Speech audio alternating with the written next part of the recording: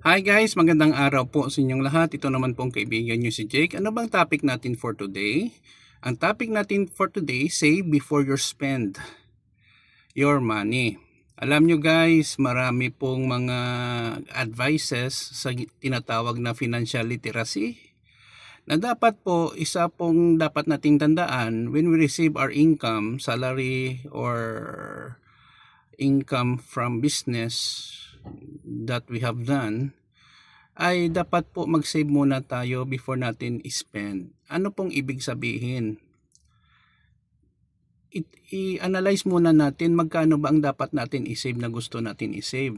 Regardless kung how much is your income. Let's say for example, you have 10,000 pesos as your salary for a month.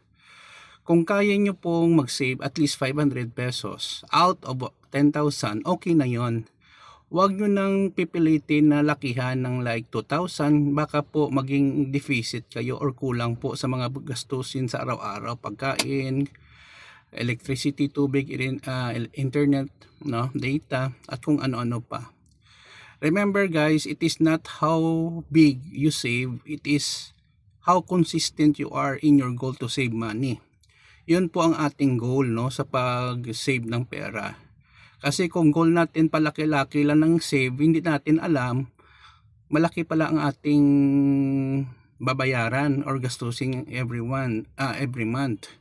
So it's all about analysis, self-discipline, and how you manage your financial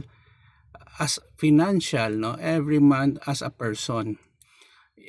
Kung hindi talaga kaya, so maghanap po ng additional sources of income. Alam nyo guys, dito sa Pilipinas ang inflation napakataas, no? So ang ating buying power ay lumiliit compared sa ibang bansa. Sa Amerika for example, kahit tumataas doon, ang salary ay nag-i-increase din according sa kapatid ko na naninirahan doon. Sana po may napulot po kayong aral sa pag-save ng pera before nyo gastusin. Maraming salamat sa inyong pag-follow dito sa Facebook and my YouTube channel. Kung hindi pa kayo naka-follow, please follow me and please subscribe to my channel. Maraming salamat po. Ingat po tayo lagi. Ito naman pong kaibigan nyo si Jake. Paalam.